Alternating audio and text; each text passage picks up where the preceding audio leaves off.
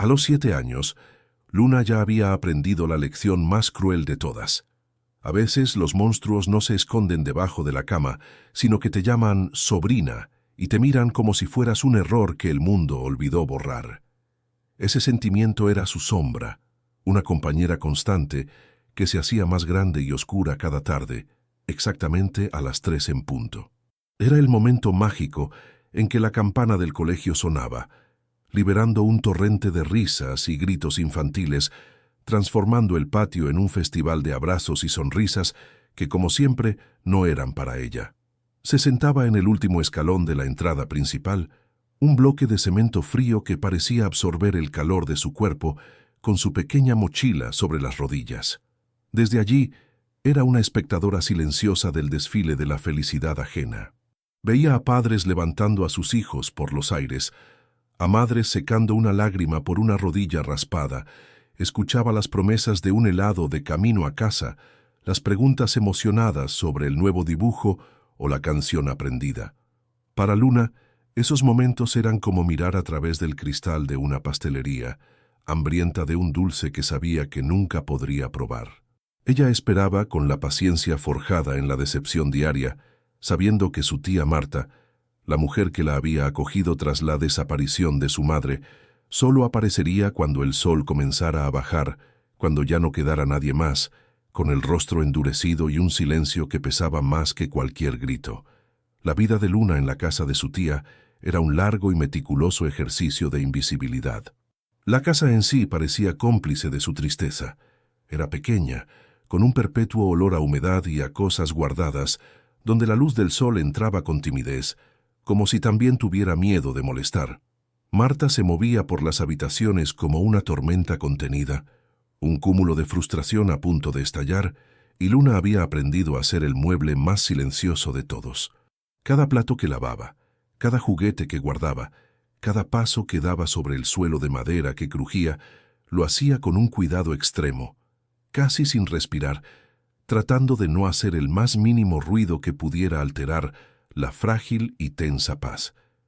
Pero no importaba lo que hiciera, para Marta, ella siempre era un recordatorio andante de Isabela, su hermana, y Marta se encargaba de que Luna lo supiera. Tu madre era igual de descuidada, le espetaba si derramaba una gota de agua. Tenía la cabeza en las nubes, soñando con tonterías, por eso te abandonó. Prefirió una vida de aventuras a la responsabilidad de una hija. Eres una carga, créeme, igual que ella lo fue para todos. Esas palabras, repetidas como un veneno diario, habían cavado un agujero profundo en el pequeño corazón de Luna.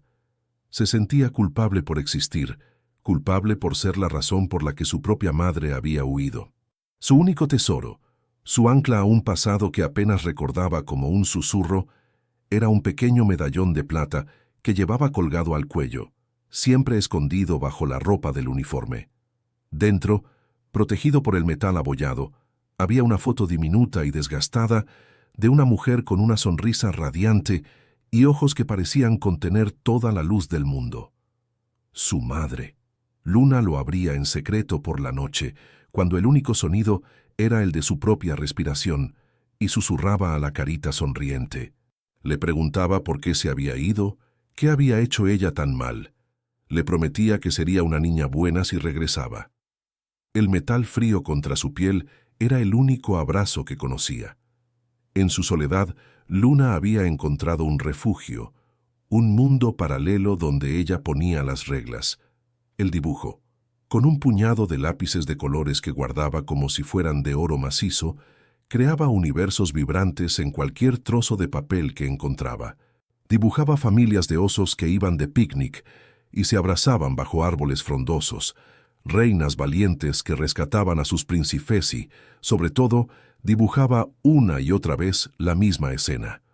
Una niña idéntica a ella que era abrazada por una madre con el rostro de la mujer del medallón, siempre bajo un sol amarillo y feliz. Esos dibujos eran su única rebelión, su acto de magia, el único lugar donde podía corregir la dolorosa realidad, pero incluso ese pequeño y frágil santuario estaba en peligro. Una tarde, mientras estaba absorta en su último dibujo en la mesa de la cocina, Una mancha de tinta azul, oscura y definitiva, se escapó de su lápiz y aterrizó sobre el mantel blanco que Marta tanto cuidaba. La reacción fue instantánea, una explosión de furia que hizo temblar el aire. «Inútil, no puedes hacer nada bien. Todo lo que tocas lo arruinas», gritó Marta, con el rostro enrojecido. Y en un arrebato de ira ciega, agarró la pila de dibujos de Luna, su único mundo de colores, su única esperanza, y los rasgó en 1000 pedazos ante sus ojos llenos de lágrimas. El sonido del papel rompiéndose fue más fuerte que cualquier grito. Luego, la arrastró por el brazo hasta su cuarto y la encerró. «Te quedarás ahí en la oscuridad hasta que aprendas a no arruinarlo todo», sentenció desde el otro lado de la puerta, girando la llave con un chasquido metálico y final. La historia de esta pequeña guerrera apenas comienza. El dolor que siente es solo la punta de un iceberg lleno de secretos y mentiras. Si su valentía ya te ha tocado el corazón, queremos invitarte a que te suscribas al canal y nos dejes en los comentarios desde qué ciudad o país estás acompañando a Luna en su viaje. Tu apoyo es la luz que ilumina su camino en la oscuridad. Esa noche, encerrada en la penumbra de su habitación, con los restos de sus sueños rotos esparcidos por el suelo como confeti triste, algo dentro de Luna se rompió para siempre. Lloró en silencio, sin hacer ruido, hasta que sus ojos se secaron y un frío extraño se instaló en su pecho. Fue entonces, en el silencio absoluto, cuando escuchó la voz de su tía en el pasillo. Hablaba por teléfono, en susurros ásperos y codiciosos que se colaban por debajo de la puerta. «No, el dinero del acuerdo no ha llegado este mes», decía Marta impaciente. «No me importa cuáles sean tus problemas. Ese fue el trato. Yo me hago cargo de la niña, la mantengo callada, y tú te aseguras de que el dinero llegue puntual». Sí, por supuesto que no sabe nada. Cree la historia que le conté, que su madre era una irresponsable que la abandonó. Es mejor así, por el bien de todos. No puede saber la verdad nunca. ¿Dinero? ¿Un acuerdo? ¿La verdad? Las palabras no tenían un sentido completo para Luna, pero encendieron una alarma ensordecedora en su interior. Su tía no solo era cruel, era una mentirosa. La historia de su madre, su abandono, todo era una farsa, una cruel invención. En ese instante, una nueva certeza, fría y afilada como un trozo de hielo, se apoderó de ella. No podía pasar ni un día más en esa casa. El miedo que siempre había sentido se transformó en una extraña y desesperada determinación. Esperó a que la casa quedara en silencio, a que la respiración profunda de Marta indicara que dormía. Con el corazón martilleando contra sus costillas, se puso su único abrigo viejo, se aseguró de que el medallón estuviera a salvo bajo su camisa y recogió un lápiz de color rojo que había sobrevivido a la masacre. Era todo su equipaje. Se acercó a la ventana de su cuarto y con un esfuerzo que la dejó sin aliento, la abrió.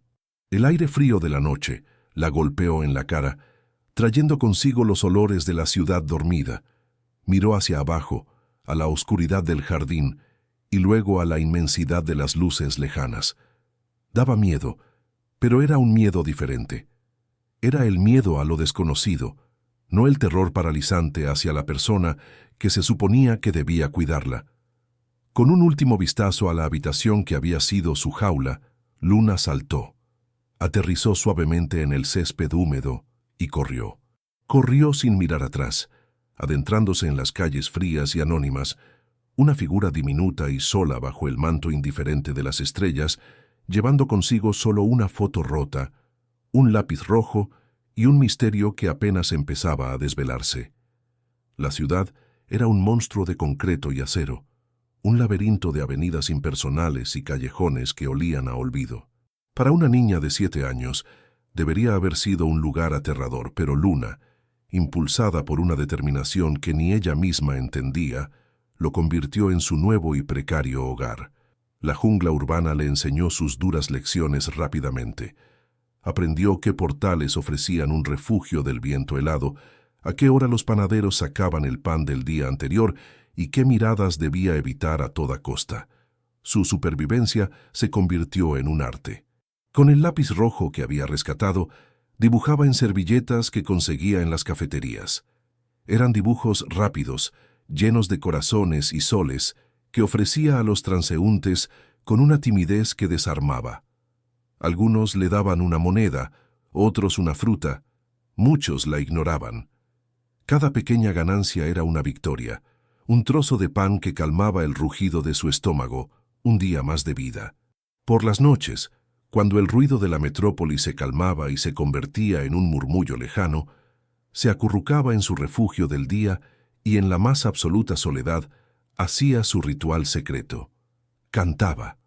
Era una nana suave y melancólica, una melodía única que su mente había guardado como el más preciado de los tesoros, la única conexión tangible con la madre de la fotografía.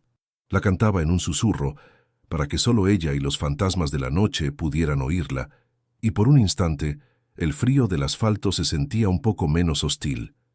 Mientras Luna luchaba por su existencia en las entrañas de la ciudad, al otro lado de la misma, en una colina que miraba al resto del mundo con distancia, vivía Arthur. Su mansión era una fortaleza de cristal y mármol, un mausoleo dorado donde el silencio era el habitante principal. Desde que su esposa, la vibrante y amada Isabella, había perecido en un trágico incendio hacía 7 largos años, Arthur se había convertido en un espectro dentro de su propia vida. El fuego no solo se había llevado a la mujer que adoraba, sino también cualquier rastro de alegría o propósito en su alma. Vivía atormentado por una culpa que lo carcomía por dentro.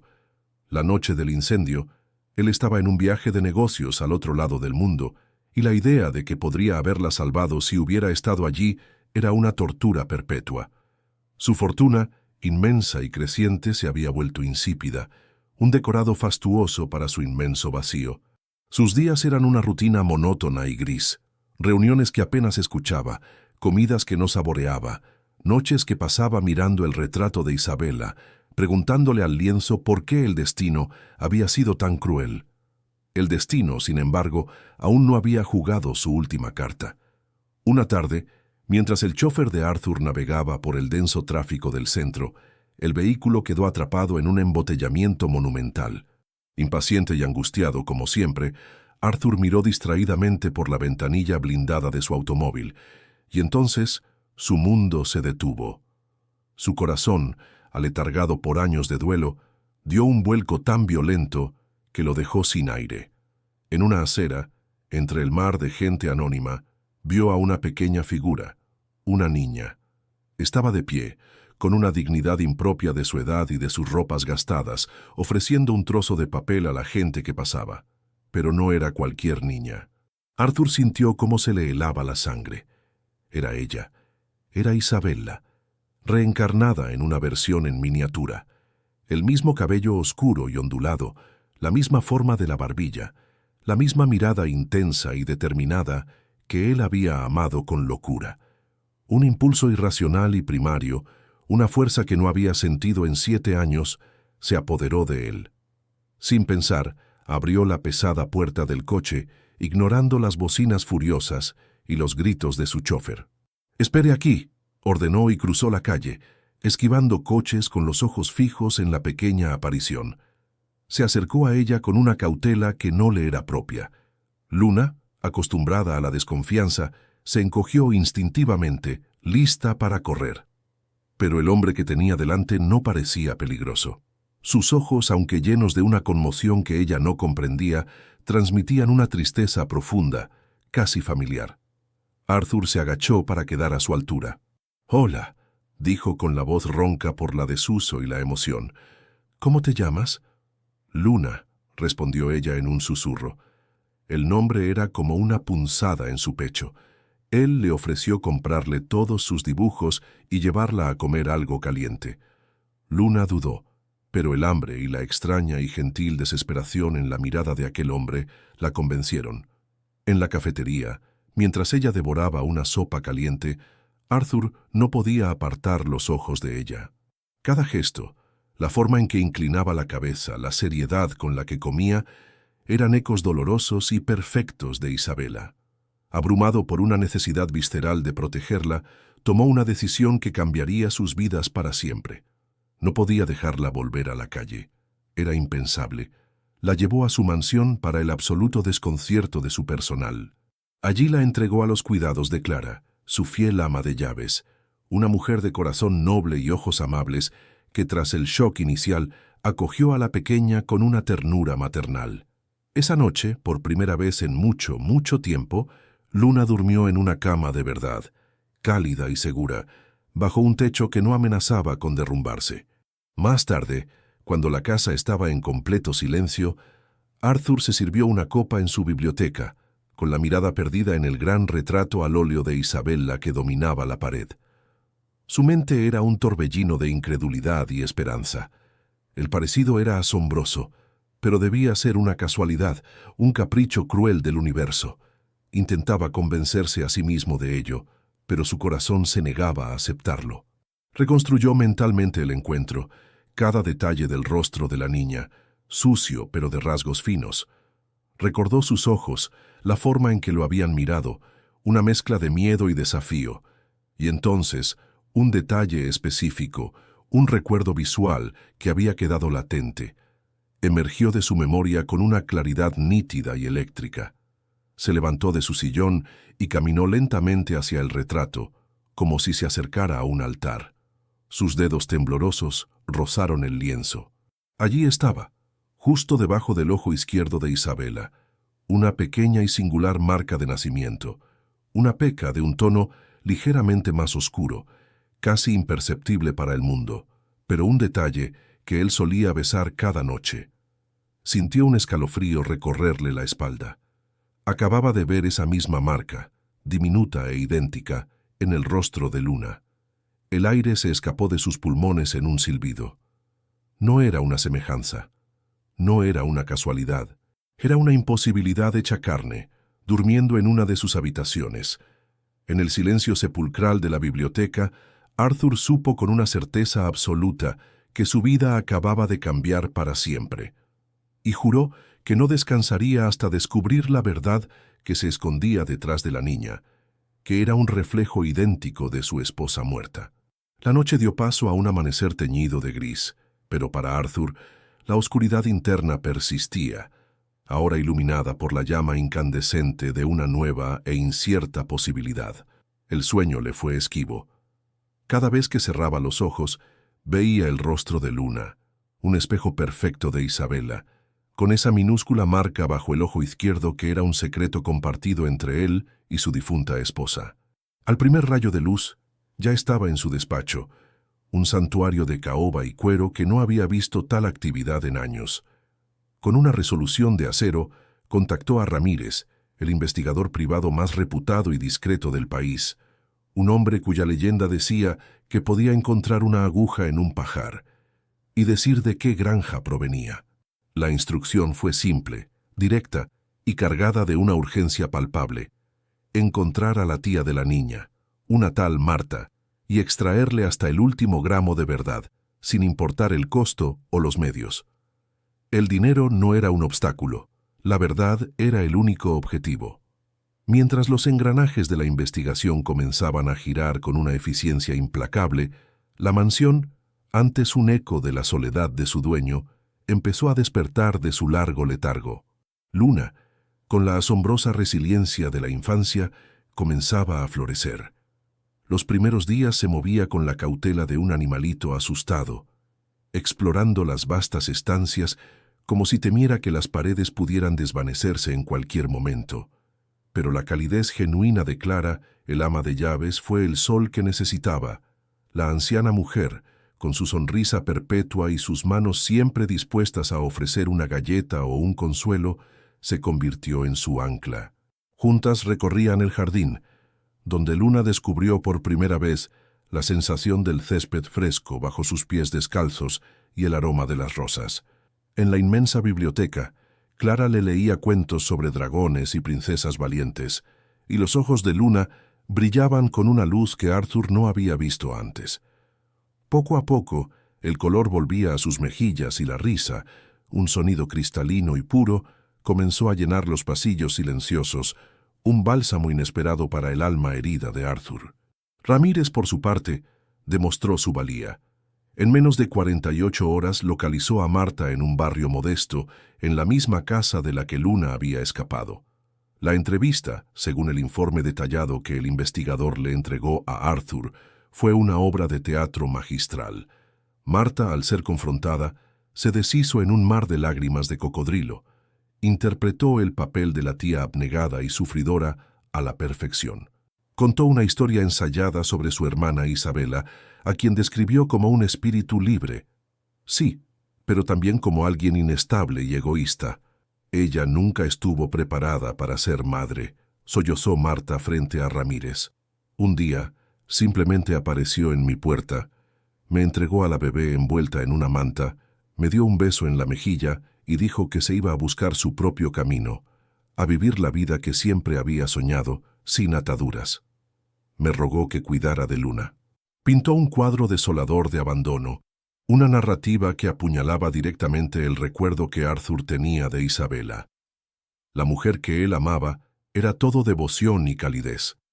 La idea de que pudiera abandonar a su propia hija era un concepto que su mente se negaba a procesar, pero la actuación de Marta, según Ramírez, era terriblemente convincente. La conexión entre Arthur y Luna se profundizaba cada día. Él encontraba excusas para pasar tiempo con ella, observándola dibujar en el suelo de su despacho, fascinado por la concentración y el talento innato que poseía. Una tarde, mientras miraban juntos la lluvia golpear contra los ventanales, Luna, en un momento de confianza espontánea, le habló de su madre. «Ella me cantaba una canción», dijo en voz baja, casi para sí misma. «¿Quieres escucharla?» Arthur asintió, conteniendo la respiración. Luna cerró los ojos y comenzó a cantar. La melodía era de una belleza extraña y etérea, una nana que no se parecía a nada que él hubiera escuchado jamás. Las notas flotaban en el aire, llenas de una melancolía que le encogió el corazón. La cantaba con una afinación perfecta, como si la hubiera escuchado 1000 veces. Cuando terminó, Arthur se quedó en silencio, profundamente conmovido y aún más confundido. Él e Isabela habían compartido todo, cada secreto, cada sueño. ¿Cómo era posible que ella tuviera una canción tan personal, un universo secreto del que él no sabía nada? Esa melodía se convirtió en una nueva pieza del rompecabezas, una que no encajaba en ninguna parte. La investigación de Ramírez, sin embargo, comenzó a abrir las primeras fisuras serias en la historia de Marta. El detective, desconfiado por naturaleza, no se había conformado con el melodrama. Profundizó. El primer hallazgo fue la partida de nacimiento de Luna. Isabela figuraba como la madre, pero en el espacio destinado al padre, solo había 2 palabras que golpearon a Arthur como un puñetazo en el estómago: padre desconocido. Un torbellino de emociones dolorosas lo asaltó. Duda, celos, una traición que se sentía tan real como el día en que le dijeron que Isabela había muerto. ¿Acaso su esposa le había ocultado algo tan fundamental? Pero lo que vino después fue la verdadera dinamita. Ramírez, siguiendo una corazonada, rastreó las finanzas de Marta, y allí estaba, una transferencia bancaria mensual, puntual como un reloj, por una suma considerablemente generosa. El dinero provenía de una cuenta anónima y había comenzado a llegar exactamente un mes después de la supuesta desaparición de Isabela. No era una ayuda familiar, era el precio del silencio. El capítulo se cerró esa misma noche, con una llamada que alteraría el curso de todo. Arthur estaba en su biblioteca, observando el retrato de su esposa, intentando reconciliar a la mujer que amaba con las terribles historias que estaba escuchando, cuando su teléfono vibró. Era Ramírez. «Señor, tenemos que hablar», dijo el investigador, con una voz desprovista de emoción pero cargada de urgencia. «La tía está mintiendo. Toda su historia es una farsa construida sobre la codicia». Arthur se sentó, sintiendo el peso del mundo sobre sus hombros. «El dinero lo confirma. Pero he encontrado algo más, algo que lo cambia todo». Hubo una pausa y Arthur pudo escuchar el sonido de un papel siendo desdoblado al otro lado de la línea. Un recorte de periódico de un pueblo vecino. Es de hace 7 años. Habla de un incendio en una casa modesta, una casa que se calcinó hasta los cimientos, en la misma semana en que Isabella supuestamente lo abandonó todo para buscar aventuras. El artículo menciona que se encontró un cuerpo, pero estaba tan dañado que nunca fue identificado oficialmente. Arthur se quedó inmóvil, con el teléfono pegado a la oreja. Las palabras del detective resonaban en la habitación silenciosa, demoliendo la mentira de Marta y erigiendo en su lugar un escenario infinitamente más aterrador y siniestro. La revelación de Ramírez actuó sobre Arthur como un catalizador, transformando su duelo pasivo en una gélida y activa determinación. El descubrimiento del incendio y del cuerpo no identificado fue la pieza que destrozó el frágil rompecabezas de su entendimiento. Armado con esta terrible nueva verdad, no esperó. Esa misma tarde, se presentó en la puerta de Marta. No fue como un hombre de luto, sino como un fiscal, con una frialdad en la mirada que podría haber congelado el fuego. Dejó que Marta abriera la puerta y la observó con un silencio calculado, dejando que el peso de su presencia hiciera el trabajo inicial. Llevaba en la mano una carpeta. La abrió sobre la mesa del comedor, la misma donde Luna había derramado la tinta, y deslizó sobre la superficie el recorte de periódico amarillento y los extractos bancarios. No dijo una palabra, simplemente esperó. La máscara de aflicción de Marta se resquebrajó al instante al ver las pruebas irrefutables de su engaño. El color huyó de su rostro y sus manos comenzaron a temblar. El teatro había terminado. Atrapada sin escapatoria posible, la mujer se derrumbó, pero su caída fue simplemente el paso a una segunda y más elaborada actuación. Las lágrimas que brotaron esta vez parecían genuinas, nacidas del pánico de ser descubierta. «¿No entiendes?», exclamó con la voz rota por sollozos convulsivos. «Mentí, sí, pero lo hice para protegerla, para proteger a la niña». Se llevó las manos al rostro, meciéndose hacia adelante y hacia atrás. Isabella no la abandonó. Isabella murió en ese incendio. La confesión golpeó a Arthur con la fuerza de un huracán, a pesar de que ya lo sospechaba. Marta, entre jadeos, tejió su nueva narrativa, una llena de heroísmo y tragedia. Esa casa, ella estaba viviendo allí, escondiéndose. Yo fui a visitarla esa noche y todo estaba en llamas. Escuché a la bebé llorar dentro. No lo pensé, entré en ese infierno y la saqué de las llamas. Arriesgué mi vida por ella mientras mi hermana moría. Y el dinero, explicó con una rapidez desesperada, no era un soborno. Era el dinero de un seguro de vida que Isabella, presintiendo el peligro, había puesto a su nombre, un último acto para asegurar el futuro de su hija. La historia era melodramática, pero encajaba con las pruebas. Llenaba los vacíos y, lo más importante, le daba a la muerte de Isabella un cierre trágico y definitivo. Arthur regresó a la mansión sintiendo un vacío aún más profundo que antes. La última brasa de esperanza, la posibilidad de que Isabella estuviera viva en algún lugar, se había extinguido por completo. Ahora, la mujer que amaba no solo estaba muerta, sino que había perecido de una forma horrible y solitaria. La desolación lo aplastó, pero a través de esa neblina de dolor, una nueva claridad emergió. Luna. La pequeña, que dormía plácidamente en una de las habitaciones de arriba, era lo único que quedaba de ella. Era un fragmento viviente de Isabella, un legado sagrado que le había sido confiado por el destino. En ese momento, en la soledad de su estudio, Arthur tomó una decisión inquebrantable. Se convertiría en el guardián legal de Luna. Le daría el mundo, le ofrecería todas las oportunidades, la protegería con su vida. Era un juramento solemne hecho al fantasma de su esposa. En los días siguientes, contactó a sus abogados e inició el proceso. Sin embargo, los muros de una mansión tienen oídos. Luna, con su percepción infantil agudizada por el trauma, escuchó fragmentos de conversaciones, palabras sueltas como fuego, mamá y murió.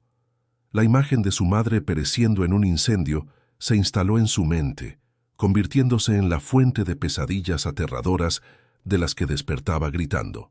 Arthur la consolaba en esas noches oscuras, meciéndola en sus brazos, compartiendo un duelo que él creía entender completamente, sin saber que su conexión se estaba forjando sobre una verdad a medias.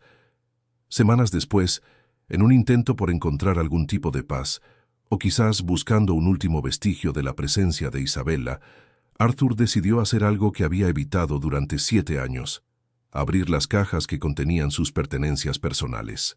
Estaban almacenadas en un ático polvoriento, selladas como tumbas. El proceso fue una tortura agridulce. El aroma de su perfume todavía impregnaba un pañuelo de seda.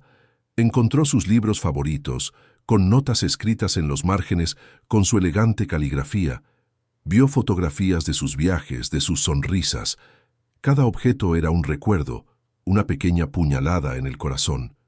Y entonces, en el fondo de una caja, debajo de un montón de cartas y postales, encontró algo que no sabía que existía: una pequeña libreta de cuero marrón, con las páginas hinchadas por el tiempo, un diario. Sus manos temblaron al sostenerlo. Abrirlo se sentía como una profanación, una invasión a su alma, pero la necesidad de entender, de encontrar respuestas, era más fuerte. Se sentó en el suelo del ático rodeado de los fantasmas de su pasado y comenzó a leer.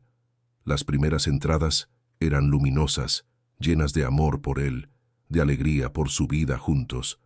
Pero a medida que avanzaba, el tono cambiaba sutilmente. La caligrafía se volvía más apretada, más urgente.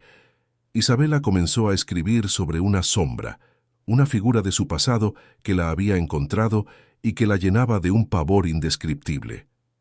«Me está observando», escribió en una entrada. «Siento sus ojos sobre mí incluso cuando estoy sola.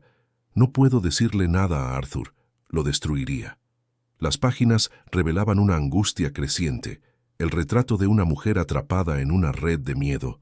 Hablaba de un gran secreto, uno que, si salía a la luz, causaría un cataclismo y dañaría a la única persona que he jurado proteger. El corazón de Arthur latía con fuerza. ¿Qué secreto podía ser tan terrible?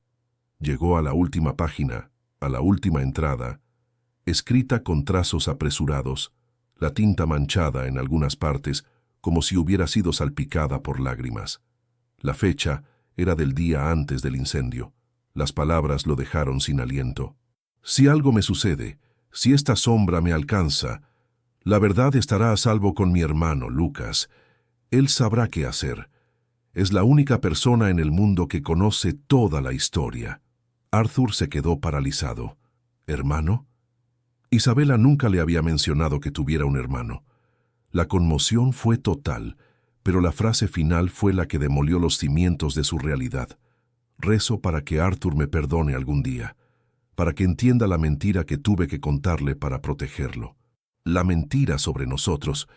El diario se le cayó de las manos. Un hermano desconocido. Y una mentira fundamental sobre nosotros. El mundo de Arthur se inclinó sobre su eje, y la verdad que creía haber encontrado se disolvió en un millón de preguntas insoportables. El descubrimiento del diario y sus crípticas últimas palabras transformaron a Arthur. La obsesión se convirtió en su combustible, el misterio de Lucas y la mentira en el único norte de su brújula. De inmediato, convocó a Ramírez a su despacho. Un espacio que ahora parecía un cuarto de guerra, con mapas y documentos esparcidos por todas partes. La nueva misión era de una importancia que eclipsaba todo lo anterior. Encontrar a Lucas, el hermano fantasma de Isabella. No era una simple tarea de localización, era una cacería de un espectro, un hombre que parecía haber sido borrado deliberadamente de todos los registros oficiales. Los recursos de Arthur se volcaron en esta búsqueda con una ferocidad inaudita. Ramírez y su equipo trabajaron día y noche, sumergiéndose en archivos polvorientos, siguiendo pistas frías que se extendían por todo el país, entrevistando a parientes lejanos que apenas recordaban a un chico salvaje que había desaparecido hacía años. Cada día sin resultados aumentaba la agonía de Arthur, quien pasaba las noches releyendo el diario, tratando de exprimir un significado oculto de cada palabra, mientras la presencia de Luna en la casa era un recordatorio constante y doloroso del rompecabezas que no podía resolver.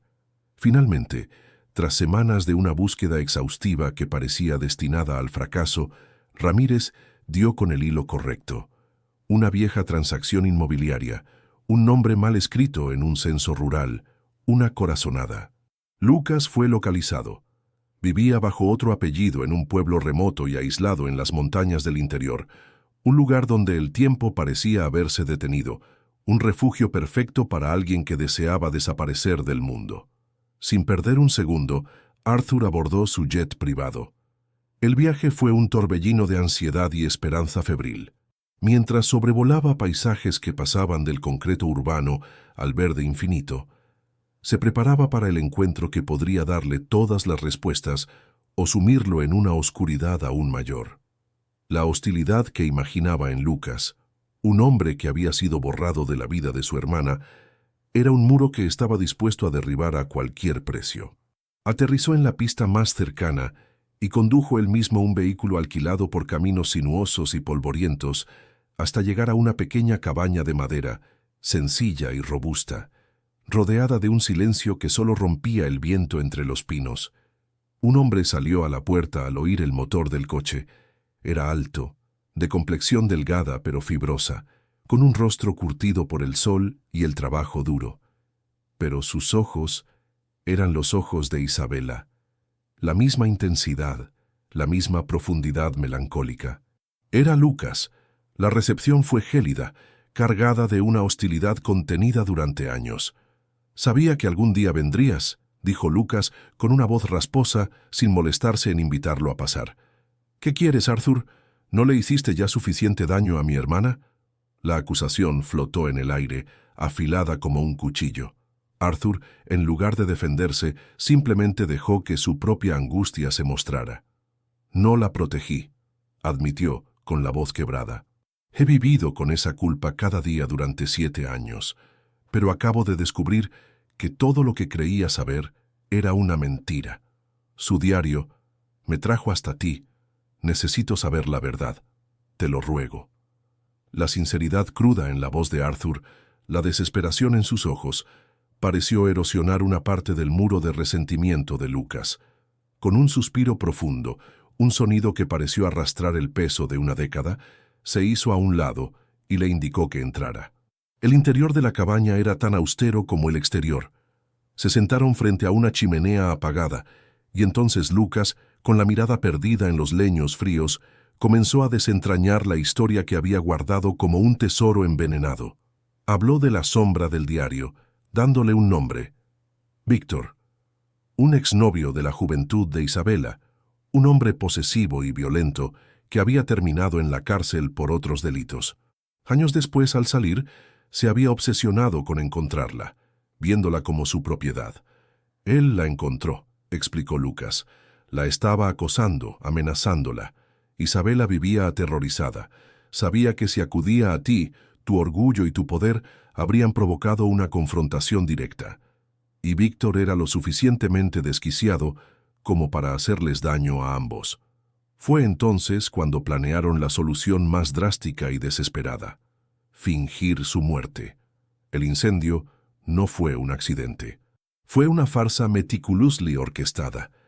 Usaron un cuerpo no identificado de la morgue local, sobornaron a las personas adecuadas y crearon una escena de tragedia perfecta. Marta, su tía, fue incluida en el plan. Su papel era simple: cuidar de Luna por un tiempo, a cambio de una suma de dinero que le permitiría empezar de nuevo, mientras Isabela se establecía en un lugar seguro. Pero la codicia de Marta fue más fuerte que su lealtad, continuó Lucas con amargura.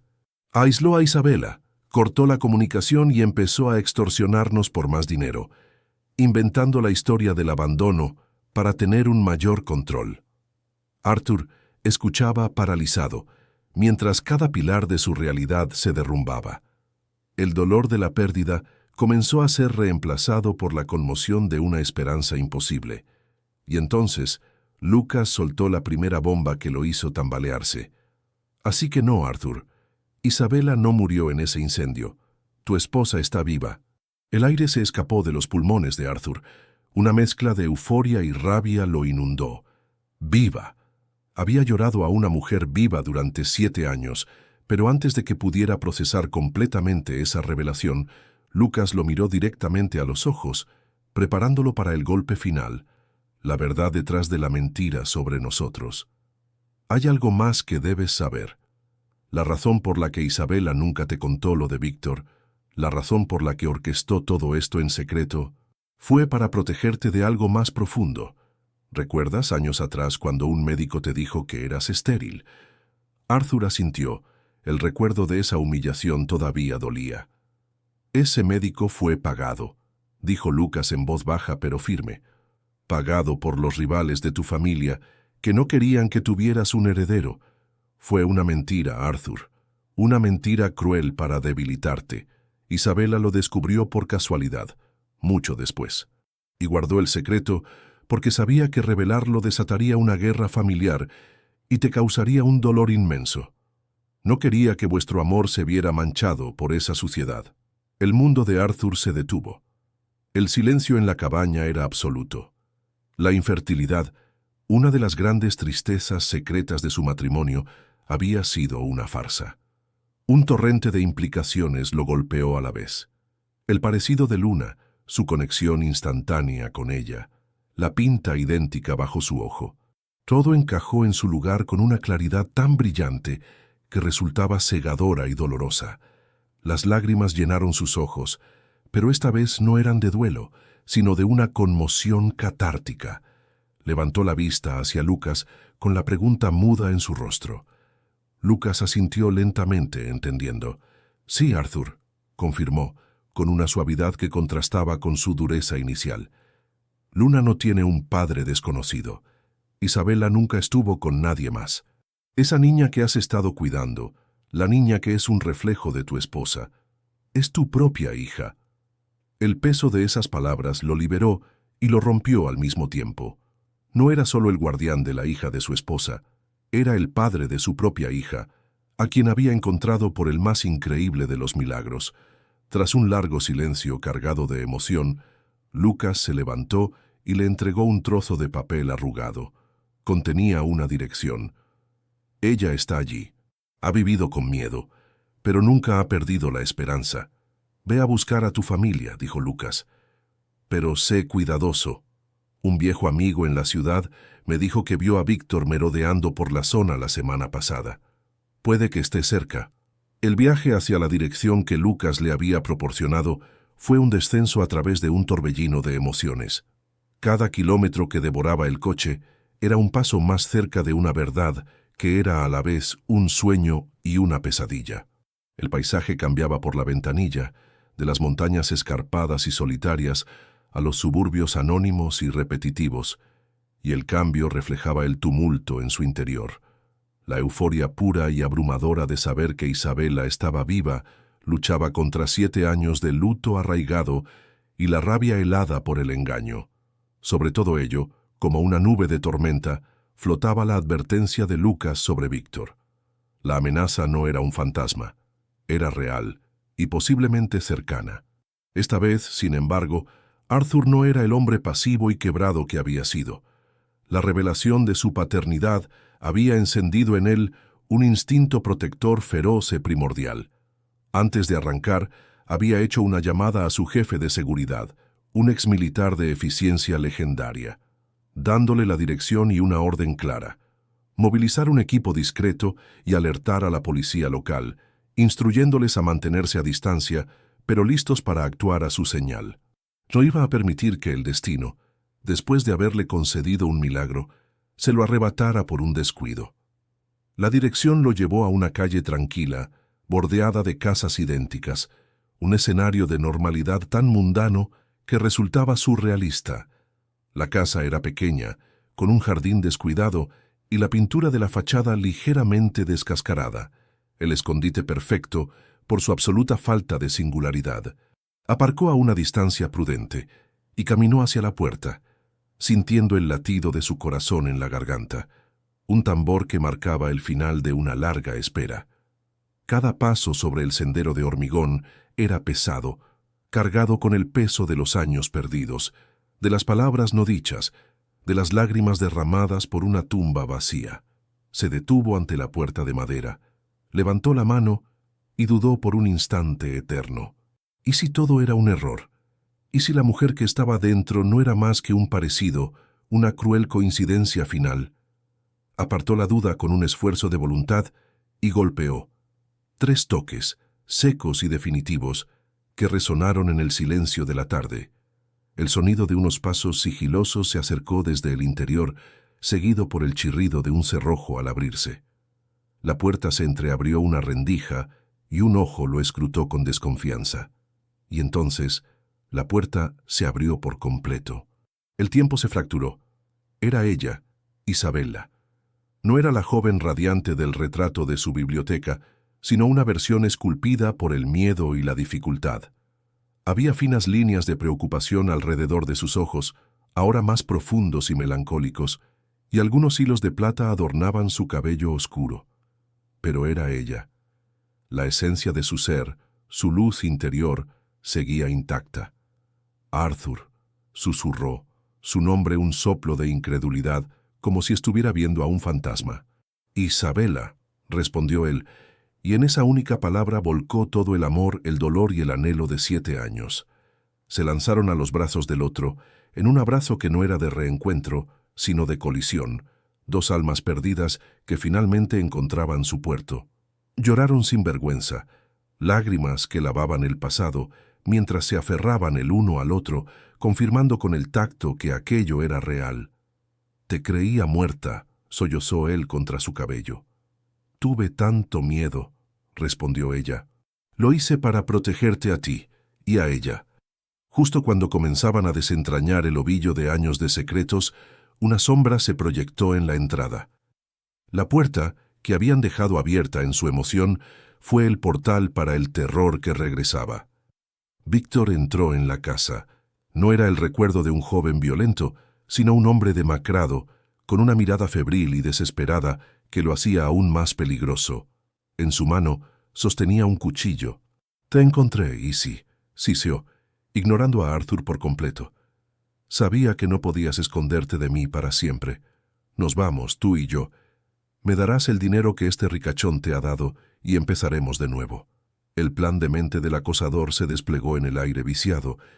Intentó agarrar a Isabela, usarla como escudo, como su boleto de salida, pero se encontró con un Arthur que ya no existía. El hombre que se interpuso entre él y su esposa no era el millonario recluido y atormentado. Era un padre, un león defendiendo a su familia. «No te acercarás a ella», dijo Arthur, con una calma letal que sorprendió a todos, incluyéndose a sí mismo. Se movió, colocando su cuerpo como una barrera, distrayendo la atención de Víctor, dándole a Isabela el segundo que necesitaba para retroceder. Fue una danza tensa y peligrosa, un juego de nervios en el espacio reducido de la sala. Justo cuando Víctor se abalanzó, el sonido coordinado de puertas y ventanas rompiéndose llenó la casa. El equipo de seguridad y la policía, que habían estado esperando la señal preacordada, inundaron la propiedad desde todos los ángulos. En segundos, Víctor fue neutralizado, desarmado y sometido en el suelo, su grito de rabia ahogado por la eficiencia profesional. La amenaza, la sombra que había dictado sus vidas durante tanto tiempo, se había extinguido para siempre. La escena final no fue de violencia, sino de una paz conmovedora. De vuelta en la mansión, el sol de la mañana siguiente entraba por los ventanales, bañando todo con una luz dorada y limpia. En el gran salón, Luna estaba sentada en un sofá, mirando con ojos grandes y confundidos a la mujer que tenía delante. Isabela se había arrodillado frente a ella, sin atreverse a tocarla todavía, con lágrimas silenciosas rodando por sus mejillas. «Hola, mi amor», susurró. Luna la miró. Luego miró a Arthur, que estaba de pie a una distancia respetuosa, dándole su espacio. La niña, en su sabiduría infantil, no entendía de muertes fingidas ni de acosadores, pero reconocía algo primordial en la mujer de los ojos tristes. Reconocía el rostro del medallón. Con timidez, levantó una mano y tocó la mejilla de Isabela. Y entonces, en un susurro apenas audible, preguntó, ¿cantarás la canción? El corazón de Isabela pareció estallar de amor. Asintió y comenzó a cantar la nana, la melodía secreta que había sido su único vínculo a través de los años de separación. Su voz era temblorosa al principio, pero se fortaleció con cada nota. Y a mitad de la segunda estrofa, un pequeño milagro ocurrió. Luna, con su vocecita infantil, se unió a ella. Cantaron juntas, madre e hija, reconstruyendo su puente de amor nota por nota. Arthur se acercó, las rodeó a ambas con sus brazos y por primera vez en 7 años se sintió completo. El amanecer que observaban desde la terraza ya no era un simple ciclo de la naturaleza, sino un símbolo poderoso de su renacimiento. La familia, forjada en el fuego de la adversidad y reunida por un milagro, estaba finalmente unida, observando el horizonte de un futuro que ahora sí les pertenecía por completo.